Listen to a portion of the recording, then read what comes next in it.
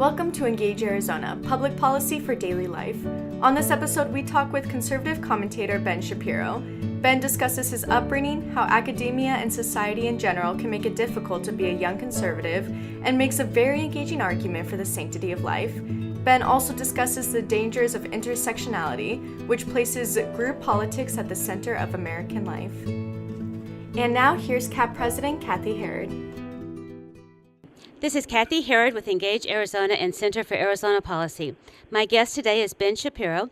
Ben, as you know, is editor-in-chief of the Daily Wire, host of the Ben Shapiro Show, the top conservative broadcast in the nation. The New York Times has called Ben Shapiro a, quote, provocative gladiator, but my friend and National Review writer David French calls him a principled gladiator. Welcome, Ben, the principled gladiator, to Engage Arizona. Hey, thanks so much for having me. Sure. So my first question I have to ask is it true, I read somewhere, that you dressed as John Adams for Halloween at the age of 5? Yep, every year. I have pictures of myself dressed up that way. My mom made the full-on red waistcoat. It was basically John Adams from the movie 1776, the musical. So I had, the only difference is that I had a white wig because we couldn't find a black one. So what prompted your interest in public policy and history at a young age? I mean, was it your mom in the costume, or what was it? Well, my dad was always very interested in history. As early as I can remember, I was very interested in history. The first chapter book I remember reading was a biography of Benjamin Franklin. So I was always fascinated with American history. I was a big fan of the musical 1776 when I was very little. And I started reading a lot about Revolutionary War history. So I kind of grew up on that and then moved into broader studies of American history, and beyond that, broader studies of world history. So you grew up in Hollywood, or at least the Los Angeles area, I believe, and then you graduated from UCLA and Harvard Law School, and you're still a strong conservative. So, parents especially are asking, how did that happen? What advice do you have to parents on, or how did you stay conservative? Well, my parents inculcated values when I was a kid, and so we were religious Jews. I still am religious. My wife is religious, and so our kids, obviously. And what that meant is that they were constantly instilling the value of hard work and the idea that merit would be rewarded. They were constantly talking about how America was an incredible country and all the freedoms that it provided.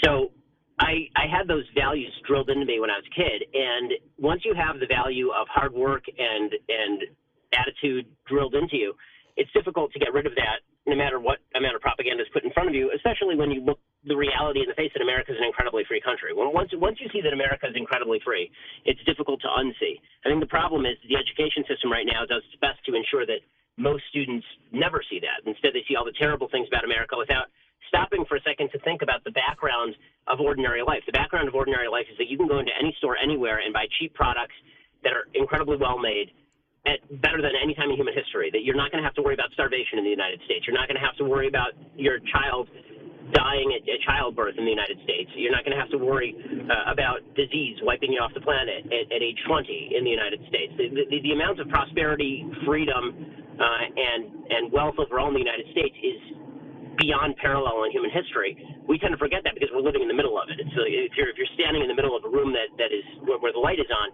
it's easy to pay attention to the wallpaper. It's easy to pay attention to all the objects in the room, but it's never going to occur to you, hey, the reason I can see all that stuff is because the light is on, because that would never occur to you, right? You've never seen it with the light off. Yeah, well said. Well, you've made some news in Arizona this spring, as we all know. Grand Canyon University had the Young Americans for Freedom chapter. It invited you to be a guest speaker. Then the university, I guess, disinvited you or didn't approve it. Then now you were invited again. Seems like that happens to you at least every now and then. Any backstory on Grand Canyon that you can share? Frankly, not one that I'm aware of. The only thing that I know is that the Young America's Foundation group on campus applied to have me, and the administration initially suggested they were willing to do it, and then I guess they got a little bit of backlash from a few of the students, and afraid of more backlash, they decided to cancel it. Now that ended up engendering significantly more backlash than they would have gotten if they just allowed me to go in the first place. And eventually, after a couple of weeks, they backed down and they re-allowed it. I think one of the big problems is that the way that the press covers so many of the issues surrounding conservatism versus leftism in the United States is to suggest that conservatives are by nature nasty, rude, bad people, racist, sexist, bigot, homophobes. And so the widespread perception for people who have never actually engaged with my content is that I'm all the same slurs that Democrats and and folks in the media are fond of calling Republicans. And then once you actually engage with my content, you see that none of that is true. But it's easier for administrators to simply buy into the prevailing narrative than it is for them to do their own research. And it's only after they do their research they realize that, it's not actually going to be that bad. I speak at dozens of college campuses every year. We never have a single problem with students. Any student who asks a question is treated respectfully. We have a rule at my lectures, which is that if you want to ask a question and you disagree, you go to the front of the line. You're always treated with dignity. And yet we're still met with this sort of bizarre response. And frankly, I find it completely bewildering. I still do not understand why I'm met with such a rabid response. Yeah, I agree. Well, and obviously, you're a young conservative. You're speaking to all ages. You're deeply engaged on the divisive issues in our culture. And what we're hearing from millennials or that age group all the time is, how do you, what advice for them on the young adults that are struggling to be labeled as a conservative in the current political climate and how to stand their ground? Well, I think that you can stand your ground based on principle. I think that it's good to debate with folks. I think it's good to discuss with folks. It makes your viewpoint stronger, or maybe you change your ideas, but you're going to be forced to defend yourself. I think all of that is good and makes you stronger. The one thing that I would say to young conservatives, and I always have, is you have to be practical in how you engage in the debate. So if engaging in the debate means that you are going to write something that gets you a D on a paper, and that paper is going to decide your grade in the class, and that grade in the class is going to decide whether you're able to go to the business school that you want or the law school that you want, is that really worth it? Is it really, do you have to do a cost-benefit analysis, unfortunately? Now, I still think that the vast majority of professors are willing to hear opposing viewpoints. I think that an enormous number of professors actually value it, but you do have to make an actual assessment of risk and reward, and you're the only one who can do it. You're the person in the situation. I'm really looking forward to reading your new book, The Right Side of History, How Reason and Moral Purpose Made the West Great. Is that what we need to turn this culture around, is go back to reason and moral purpose? I really think so. I mean, the book is basically a contention that the foundations of the West were laid in Jerusalem and Athens. They were laid in Judeo-Christian morality and revelation, and they were laid in Greek reason, and the idea that we can apply reason to the world and come up not only with rules for behavior, but there is such a thing as objective truth that we ought to pursue in order to make our lives better. The combination of reason and revelation, the tension between the two, has created pretty much everything good in the modern world, from science to basic human rights. All of this stuff did not exist in any other culture. And to forget our roots is to return to the pagan roots that lay even beneath those. And those pagan roots are really ugly. Well, no, I think this was maybe on the book jacket, that the quote that America has a God-shaped hole in its heart, and we shouldn't fill it with politics and hate.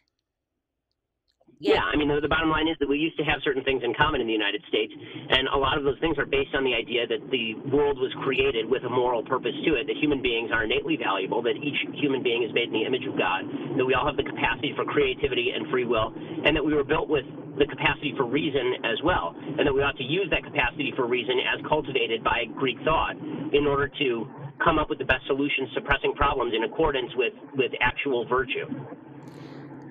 In Arizona, like throughout the country, we're seeing a number of instances up close about outright religious bigotry, whether it's in court cases, whether it's in legislative bills that we're having to fight in Arizona.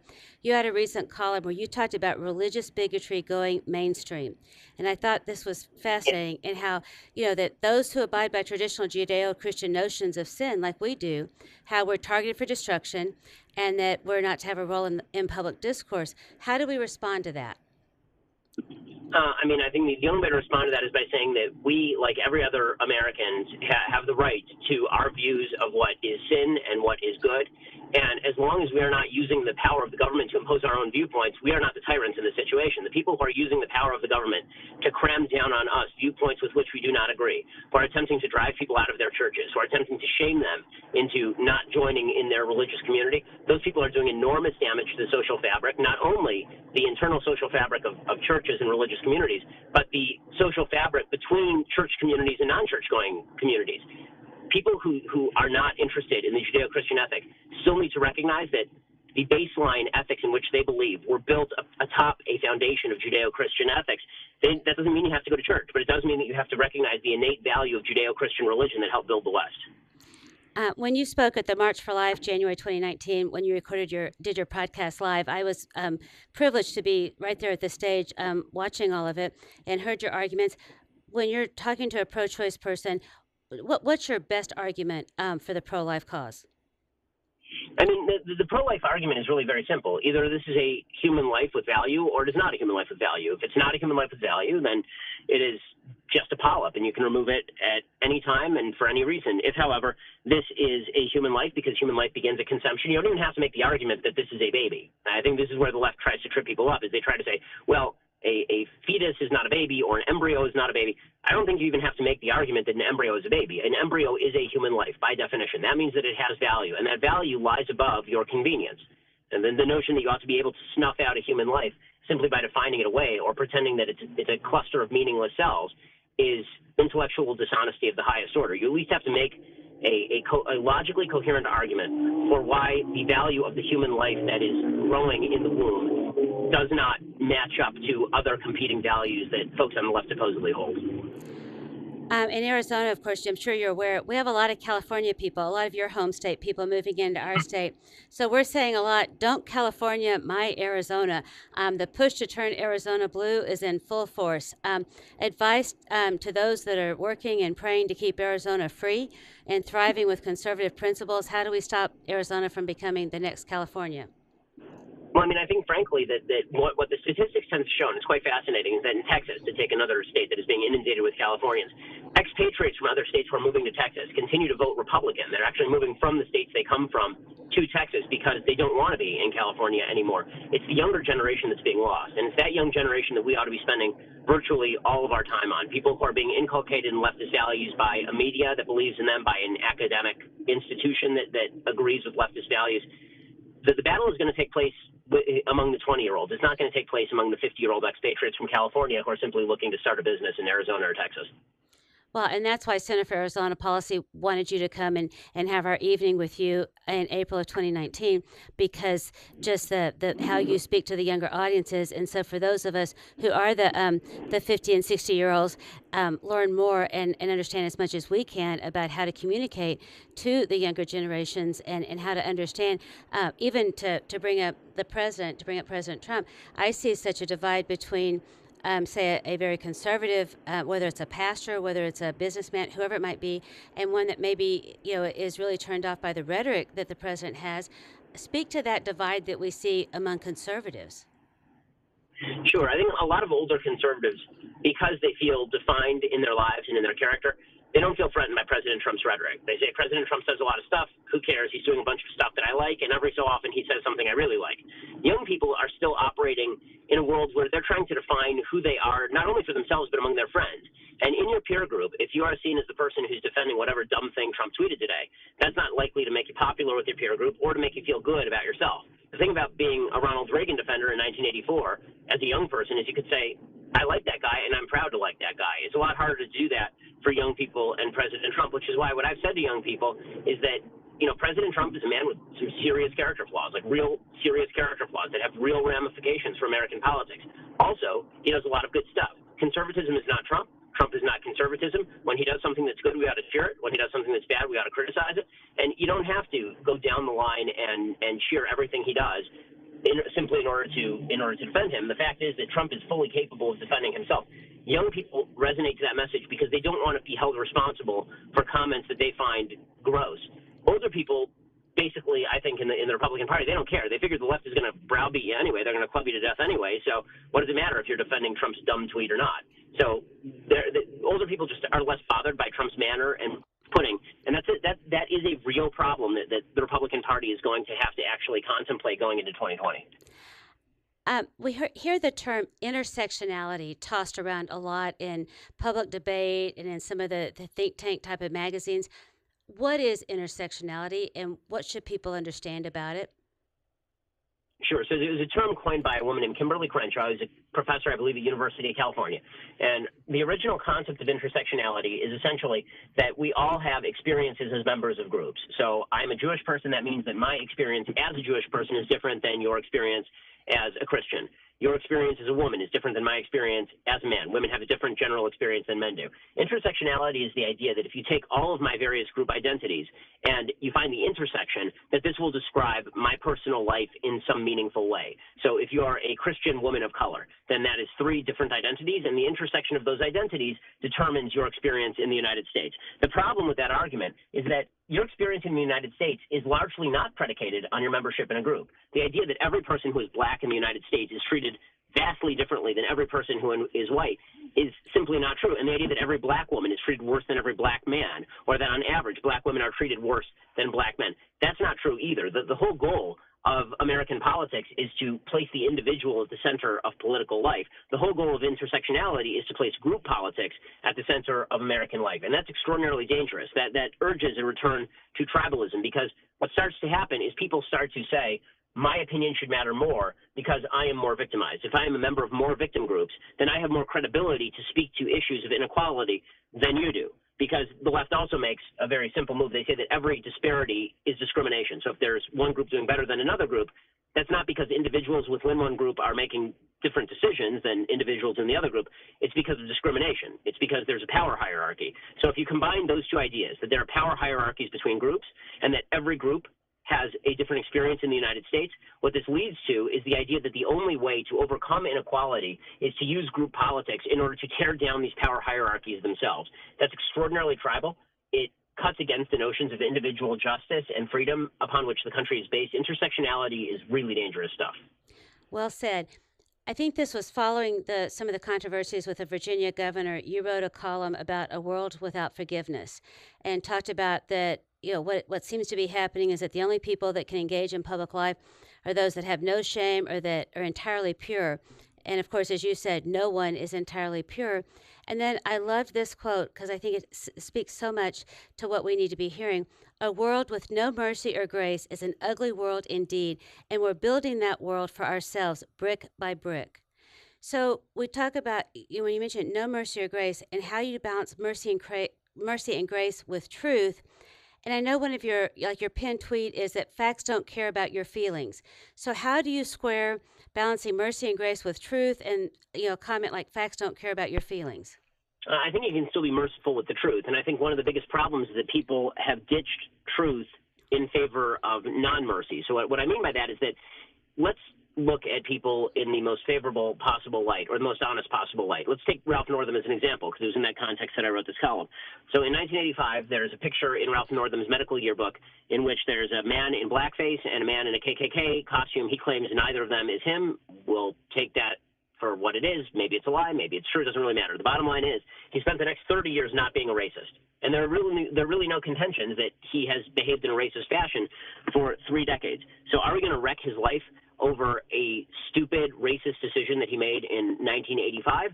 Or are we going to begin to look at the vast corpus of people's lives and then make a factual determination as to whether the person is in fact a racist or not? And on that basis, we can, I think, attribute mercy, because the fact is that we now live in a situation where people are digging up people's old tweets and old Facebook posts and old yearbooks on a regular basis. And that leaves us with a couple of choices. One is that we can expect people to preemptively come out and disown their old behavior, which is mostly going to apply to politicians. That's sort of the Barack Obama approach to his cocaine use in high school. I did a little blow in high school, so you should leave me alone now. Okay, fair enough. And then there's approach number 2, which is, I'm really embarrassed by this. I hope nobody remembers it because I wish I hadn't done it. And then it arises and you say, well, I'm sorry that happened. I was embarrassed by it. Obviously, I've spent my entire life not doing that. And then there's approach number 3, which is to double down on it. Because we have no grace and no mercy, we have decided to get rid of approach 2. So it is no longer possible to just try and say, listen, I wish that had been left behind. I'm really embarrassed by it. I apologize now. Because we say, well, why didn't you apologize before? Why didn't you preemptively apologize? And in some cases, even preemptively apologizing isn't enough. So if you're Mark Herring, the Attorney General of Virginia, and you come out and say, listen, preemptively, I dressed up in blackface for a rapper's costume in 1980, and then people come down on you anyway, and they say, well, you shouldn't have done that. Well, if we're living in a world where we can't take the vast corpus of facts about your life and then make a decision about you as a person, instead we're supposed to take one fact from your life and then use that as a stand-in for the rest of your life, that is both non-factual and non-merciful. Absolutely. Well, Ben Shapiro, I thank you for spending time with us to record an Engage Arizona podcast. In Arizona, we're very much looking forward to seeing you on April 9th. We are nearing a sellout, more than a month out. And so we'll have a great evening with Ben Shapiro on April 9th at the Sheraton downtown in Phoenix. Thanks so much. Hey, thanks so much. I appreciate it. Thank you. Bye-bye.